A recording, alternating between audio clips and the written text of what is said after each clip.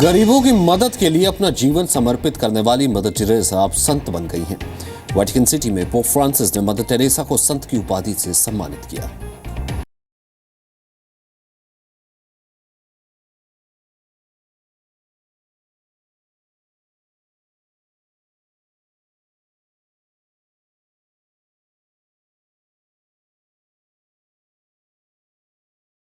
यादगार पल है जब वेटिकन सिटी में हजारों लोगों के सामने मदर टेरेसा को संत की उपाधि दी गई। सेंट पीटर्स बेसिलिका में मदर टेरेसा की भव्य तस्वीर लगाई गई। इस दौरान मदर टेरेसा को याद करते हुए लोगों की आंखों से आंसू झलक पड़े। वेटिकन सिटी में तिरंगा फहराकर लोगों ने मदर टेरेसा के त्याग को याद किया। De pronunziazione a sanctitate vestra facta। ईसाइयों के धर्मगुरु पोप फ्रांसिस ने मदर टेरेसा की 19वीं पुण्यतिथि से एक दिन पहले उन्हें संत की उपाधि दी। इस मौके पर वेटिकन में 13 देशों के राष्ट्र प्रमुख और करीब 1 लाख लोग मौजूद रहे। संत बनने के बाद मदर टेरेसा को संत मदर टेरेसा ऑफ कोलकाता के नाम से जाना जाएगा। वेटिकन सिटी में भारतीय दल का नेतृत्व विदेश मंत्री सुषमा स्वराज ने किया। सुषमा के साथ पश्चिम बंगाल की मुख्यमंत्री ममता बनर्जी और दिल्ली की मुख्यमंत्री अरविंद केजरीवाल भी नजर आए। निधन के बाद सबसे कम वक्त में मदर टेरेसा को संत की उपाधि दी गई है। संत का दर्जा देने की प्रक्रिया आमतौर पर निधन के 5 साल बाद शुरू होती है, लेकिन मदर टेरेसा के मामले में नियम तोड़ा गया। मदर टेरेसा के निधन के 3 साल बाद ही उनके संत घोषित करने की प्रक्रिया शुरू कर दी गई। चर्च की तरफ से 2 चमत्कारों की पुष्टि के बाद उन्हें संत की उपाधि देने की घोषणा की गई थी। मिशनरी ऑफ चैरिटी की प्रमुख रही मदर टेरेसा को साल 1979 में नोबेल शांति पुरस्कार मिला था। 1980 में उन्हें भारत रत्न से नवाजा गया था। ब्यूरो रिपोर्ट, जी मीडिया।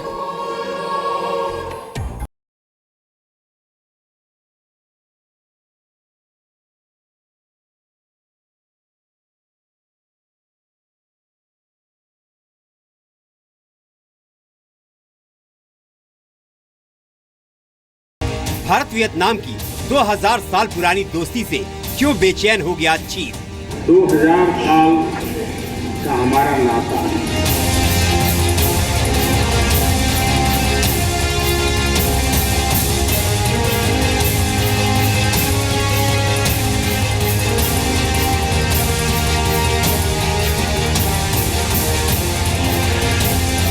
युद्ध नहीं, अब बुद्ध की मदद से चीन को मात देने की तैयारी। जो युद्ध को लेकर के आए थे वे मिट गए, जो बुद्ध को लेकर के आए वो अमर हो गए।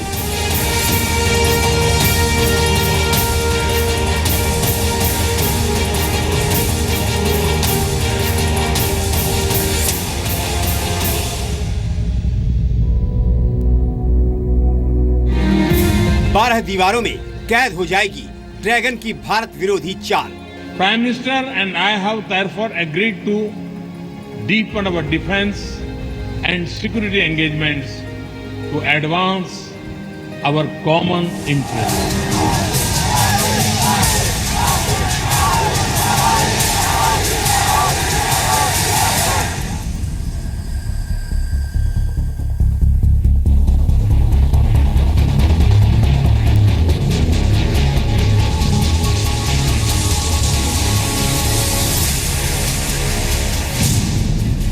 आज हम दिखाएंगे पाकिस्तान के हिटलर की हेकड़ी चीन में कैसे हुई गुम।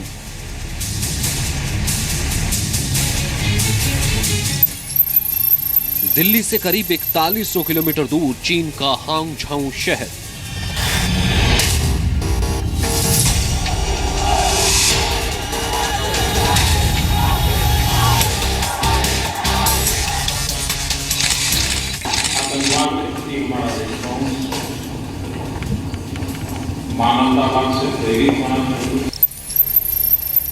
दिल्ली से करीब 800 किलोमीटर दूर पाकिस्तान के कब्जे वाला गिलगित।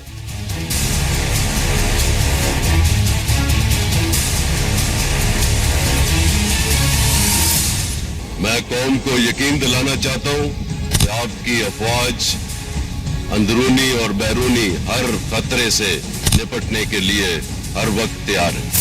आपको ब्रेकिंग न्यूज देते हैं। आर्मी चीफ जनरल राहील शरीफ ने मुल्क दुश्मन कुव्वतों के खिलाफ अहम बयान दे दिया है।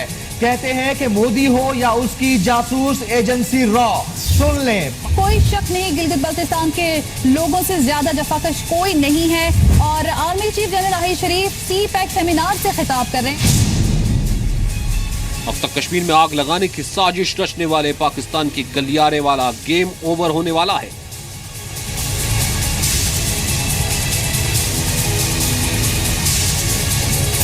चीन की मदद से बनाया जा रहा है वो गलियारा जो पाकिस्तान की किस्मत बदल देगा। इस गलियारे को मिटाने के लिए पीएम मोदी ने मास्टर स्ट्रोक खेला है।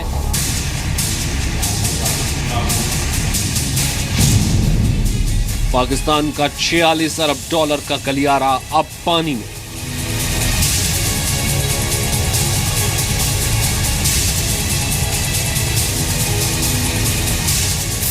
आतंक के दम पर कश्मीर को हासिल करने का ख्वाब देखने वाले पाकिस्तान को अब ना नवाज शरीफ बचा पाएंगे और ना ही राहील शरीफ।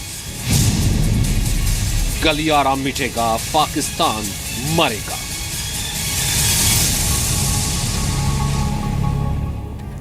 नमस्कार, आप देख रहे हैं जी न्यूज। आपके साथ हूं मैं रूबिका लियाकत। 9 बजे के इस बुलेटिन में आपका स्वागत है। पाकिस्तान के हिटलर की हैकड़ी गुम। कश्मीर पर बुरी नजर रखने वाले पाकिस्तान के हिटलर यानी सेना प्रमुख राहील शरीफ की हैकड़ी तोड़ने वाले प्लान के बारे में आपको बताना है। ये वो प्लान है जिसके लिए पीएम मोदी ने आज G20 सम्मेलन से ठीक पहले चीन के राष्ट्रपति शी जिनपिंग के आंखों में आंखें डालकर वार्निंग दे दी है। वार्निंग 46 अरब डॉलर यानी करीब 3,08,000 करोड़ रुपए के इस गलियारे पर जो रुक जाए तो पाकिस्तान बिना गोली बम के शिकार हुए, जी हां, का शिकार हुए ही तबाह हो जाएगा बगैर। चीन को बड़ा नुकसान झेलना उसके बाद पड़ जाएगा। ये गलियारा चीन के काशगर के शक्सगम घाटी होते हुए गिलगिट जाता है। ये आपको सामने यहाँ नजर आ रहा है। इस तस्वीर के जरिए, इस मैप के जरिए हम बताने की कोशिश कर रहे हैं। शक्सगम घाटी को पाकिस्तान ने अवैध रूप से चीन को सौंप दिया है। गिलगिट में इस गलियारे का विरोध हो रहा है। गिलगिट भारत के जम्मू कश्मीर का ही हिस्सा है लेकिन पाकिस्तान के कब्जे में है। गिलगिट के स्कर्दू इस्लामाबाद से होते हुए ये अरब सागर में बलूचिस्तान के ग्वादर पोर्ट तक जाता है। ये देखिए, बिल्कुल आपको मैप के जरिए समझा रहे हैं। इस कॉरिडोर के ही जरिए अरब सागर तक चीन की पहुंच आसान होने वाली है। लेकिन क्या चीन और पाकिस्तान की दोस्ती का ये सबसे बड़ा कॉरिडोर बन पाएगा? इस कॉरिडोर के खिलाफ पीएम मोदी का मास्टर स्ट्रोक क्या है, इसे समझिए आप।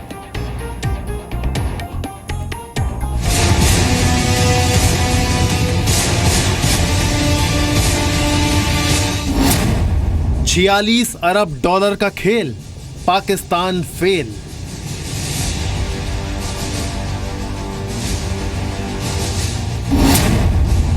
आंख में आंख डालकर चीन को वार्निंग। चीन में G20 सम्मेलन शुरू होने से पहले प्रधानमंत्री नरेंद्र मोदी और चीन के राष्ट्रपति शी जिनपिंग की मुलाकात दुनिया के लिए औपचारिक मुलाकात है, लेकिन भारत, चीन और पाकिस्तान के लिए इस मुलाकात के मायने बेहद अहम हैं। एक बार फिर मुझे मिलने का मौका मिला, मैं बहुत ही प्रसन्न हूँ। हमारे स्वागत सम्मान के लिए मैं आपका बहुत बहुत आभारी हूँ। चीन में पीएम मोदी की प्रसन्नता यानी खुशी पाकिस्तान के हिटलर यानी सेना प्रमुख राहील शरीफ और पाकिस्तान के प्रधानमंत्री नवाज शरीफ के लिए सदमे का संकेत है, क्योंकि प्रधानमंत्री नरेंद्र मोदी ने चीन के राष्ट्रपति से मुलाकात में चीन पाकिस्तान इकोनॉमिक कॉरिडोर का मुद्दा उठाया। पीएम मोदी ने कहा उन्हें जम्मू कश्मीर के हिस्से से गुजरने वाले चीन पाकिस्तान आर्थिक गलियारे पर ऐतराज है। पीएम नरेंद्र मोदी G20 सम्मेलन से पहले चीनी राष्ट्रपति से मुलाकात में चीन पाकिस्तान इकोनॉमिक कॉरिडोर का मुद्दा उठाएंगे। इसका अंदाजा ना तो जिनपिंग को होगा और ना ही पाकिस्तान को। 46 अरब डॉलर के चीन पाकिस्तान आर्थिक गलियारे का विरोध भारत इसलिए करता आ रहा है क्योंकि ये गलियारा गिलगित बाल्टिस्तान से होकर गुजरेगा, जिसे भारत जम्मू कश्मीर का हिस्सा मानता है, जबकि ये क्षेत्र पाकिस्तान के कब्जे में है। मोदी जी की बहुत बड़ी हिम्मत है और वो ये कह रहे हैं तो चीन को कहीं न कहीं तो ये लगेगा कि हाँ भाई, अब आवाज़ भारत से भी उठ रही है हमारे खिलाफ या हमारे ज़्यादतियों के खिलाफ। तो एक काशन तो ज़रूर होगा चीन पर चाहे उसके ऊपर डायरेक्ट कोई चेक ना हो, लेकिन काशन होगा। चीन अपनी जेब से 46 अरब डॉलर यानी 3 लाख करोड़ से ज्यादा रुपए खर्च कर चीन पाकिस्तान इकोनॉमिक कॉरिडोर इसलिए बना रहा है ताकि उसकी पहुंच सीधे तौर पर अरब सागर में बलूचिस्तान के ग्वादर पोर्ट तक हो जाए। चीन पाकिस्तान आर्थिक गलियारा चीन के काशगढ़ से शुरू होकर पहले जम्मू कश्मीर के अभिन्न हिस्से गिलगित में पहुंचेगा, जो फिलहाल पाकिस्तान के कब्जे में है। उसके बाद गलियारा इस्लामाबाद पहुंचेगा और इस्लामाबाद से 2 भागों में बंट जाएगा। एक रास्ता इस्लामाबाद से लाहौर होते हुए पाकिस्तान के हैदराबाद और कराची होते हुए बलूचिस्तान के ग्वादर तक पहुंचेगा, जबकि दूसरा रास्ता इस्लामाबाद से क्वेटा होते हुए ग्वादर तक जाएगा। यानी गिलगित बाल्टिस्तान के अलावा पूरा बलूचिस्तान इस इकोनॉमिक कॉरिडोर से घिर जाएगा। तरक्की के रास्ते खुल रहे हैं और पाकिस्तान बहुत जल्द दुनिया के अजीम इक़्तिसादी कुव्वतों के अंदर शामिल हो जाएगा। यही वजह है कि गिलगित बाल्टिस्तान से लेकर बलूचिस्तान तक चीन पाकिस्तान के खिलाफ आवाज बुलंद हो रही है।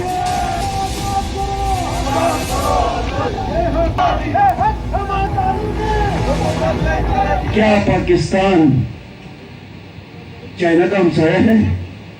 हमारे बगैर है? पाकिस्तान चाइना का हमसाया नहीं है। पाकिस्तान चाइना का हमसाया हमारी वजह से है, आपकी वजह से है, गिलगित बाल्टिस्तान के 18 लाख अवाम की वजह से है, इस खित्ते की वजह से है। इस 28,000 मुरब्बा किलोमीटर का इलाका, इस 28,000 मुरब्बा किलोमीटर का इलाका, ये हमारी आबा और अजदाद की मलकियत है। मेन मुद्दा यही है कि ये कॉरिडोर आ रहा है, उसको किसी तरह भी रोकना है, तो एक मुद्दा है। और चाइना अपनी तरफ से उस पर टिके हुए हैं, हम भी अपनी तरफ से टिके हुए हैं। राहील शरीफ जो कह रहे हैं उनको अपना पूरा कॉन्फिडेंस है चाइनीज़ के साथ कि क्या करना चाहिए। तो बात सही है कि टेंशन बढ़ रहा है, ये बढ़ेगी आगे जाके। चीन पाकिस्तान इकोनॉमिक कॉरिडोर की शुरुआत चीन के राष्ट्रपति शी जिनपिंग ने ही अप्रैल 2015 में की थी। ये गलियारा सड़कों, रेल और पाइपलाइनों से मिला 2400 किलोमीटर का एक नेटवर्क होगा। इस प्रोजेक्ट पर काम कर रहे चीन के लोगों की निगरानी में राहील शरीफ ने 10,000 से 15,000 सैनिक तैनात कर दिए हैं। बावजूद इसके प्रोजेक्ट बेहद धीमी गति से आगे बढ़ रहा है, क्योंकि चीन के इस ड्रीम प्रोजेक्ट का स्थानीय लोग भारी विरोध कर रहे हैं। खासकर गिलगित और बाल्टिस्तान में चीन पाकिस्तान आर्थिक गलियारे का भारी विरोध हो रहा है। पाकिस्तान चीन को यह समझाने की कोशिश कर रहा है कि प्रोजेक्ट में विरोध की वजह से हो रही देरी के पीछे भारत जिम्मेदार है, जबकि भारत पीछे से नहीं बल्कि खुलकर हर मौके पर इस प्रोजेक्ट का विरोध कर रहा है। G20 बैठक से पहले भी पीएम मोदी ने चीन पाकिस्तान आर्थिक गलियारे और आतंकवाद पर अपना विरोध दर्ज कराया। आतंकवाद के प्रति हमारा रिस्पॉन्स मानवतावाद से प्रेरित होना चाहिए, राजनीति से पूरी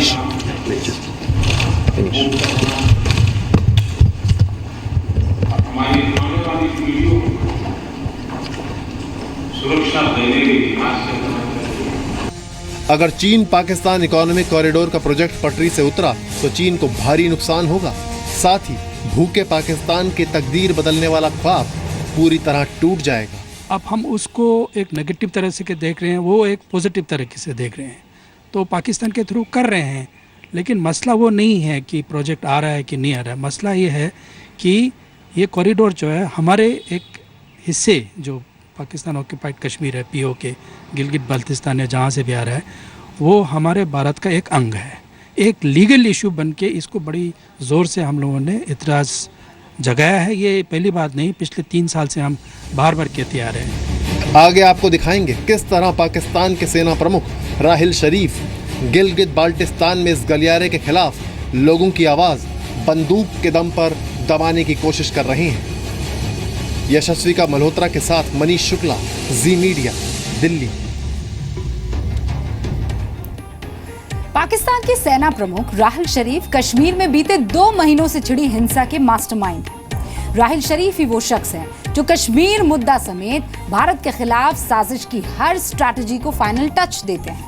पाकिस्तान की सेना के बारे में कहा जाता है कि दुनिया में कई देशों के पास सेना है, लेकिन पाकिस्तान की सेना ऐसी है जिसके पास अपना देश है। ऐसा इसलिए क्योंकि पाकिस्तान में सेना का करीब $20 अरब का कारोबार है।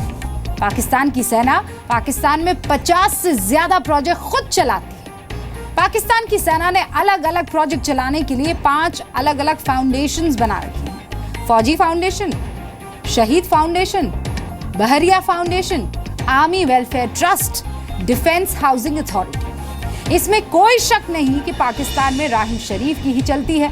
लेकिन जब से प्रधानमंत्री नरेंद्र मोदी ने लाल किले से मिशन बलूचिस्तान और पीओके लॉन्च किया है, तब से राहिल शरीफ समझ नहीं पा रहे हैं किया क्या जाए।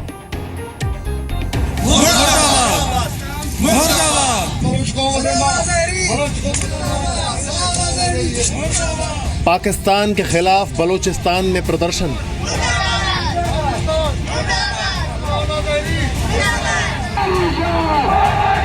गिलगित बाल्टिस्तान में प्रदर्शन।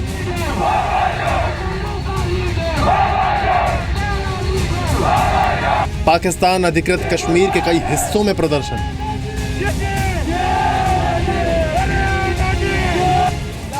और जिनेवा से लेकर लंदन और बर्लिन में प्रदर्शन।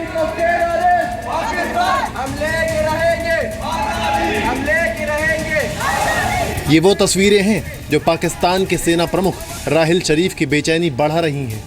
अब तक राहिल शरीफ कश्मीर में आग लगाने की साजिश रचते रहे, लेकिन पीएम मोदी के मास्टर स्ट्रोक के बाद अब हालत ये हो गई है कि बार बार गिलगित बाल्टिस्तान से लेकर चीन का दौरा करना पड़ रहा है। अगस्त में राहिल शरीफ चीन को यह भरोसा दिलाने गए थे कि चीन पाकिस्तान आर्थिक गलियारे के काम में कोई बाधा नहीं आने दी जाएगी। तो 1 सितंबर को राहिल शरीफ गिलगित बाल्टिस्तान के लोगों को डराने धमकाने के लिए पहुंचे ताकि चीन पाकिस्तान इकोनॉमिक कॉरिडोर का विरोध न हो सके। गिलगित बाल्टिस्तान से राहिल शरीफ ने भारत के खिलाफ निशाना साधा। राहिल ने कहा, हम अपने दुश्मनों को पहचानते हैं और पाकिस्तान अपने दुश्मनों के नापाक इरादों से वाकिफ है। राहिल शरीफ का ये बयान पाकिस्तान के न्यूज चैनलों पर सुर्खियां बना। आपको ब्रेकिंग न्यूज देते हैं। आर्मी चीफ जनरल राहिल शरीफ ने मुल्क दुश्मन कुव्वतों के खिलाफ अहम बयान दे दिया है। कहते हैं कि मोदी हो या उसकी जासूस एजेंसी रॉ, सुन लें, पाकिस्तान की सरहदें महफूज हैं। दहशतगर्दों के गठजोड़ को हर कीमत पर तोड़ा जाएगा। जी, पाक फौज के सरबराह जनरल राहिल शरीफ ने आज सीपेक के सेमिनार से खिताब किया है जो गिलगित में 2 रोज जारी रहा। और इस इजलास में उन्होंने जहां पर गिलगित बल्तिस्तान के आम आवाम के लिए मुख्तलिफ प्रोजेक्ट्स का ऐलान किया, वहीं पर उन्होंने एक बार फिर इस बात की यकीन दहानी कराई है कि जो सीपेक चीन पाकिस्तान इक़्तिसादी राहदारी के दुश्मन है, उनको उन्होंने वाज़ेह पैगाम दिया है कि उनकी साजिशों को कामयाब नहीं होने दिया जाएगा। उन्होंने अली कहा कि मोदी हो या राह हो या कोई और दुश्मन की चालों से बखूबी आगाह हैं और उन्हें नाकाम बनाना भी जानते हैं। पाकिस्तान के सेना प्रमुख के गीदड़ भभकी का ये कोई पहला मौका नहीं है। कई बार राहिल शरीफ झूठे आरोप लगाकर भारत के खिलाफ बयानबाजी कर चुके हैं। झूठ बोलकर अपनी फौज का मनोबल बढ़ाना उन्हें बखूबी आता है। मेरे लिए ये बात बाइसे फख्र है कि मैं ऐसी फौज का सिपा सलार हूँ जो बहादुरी और जज्बा शहादत से सरशार है।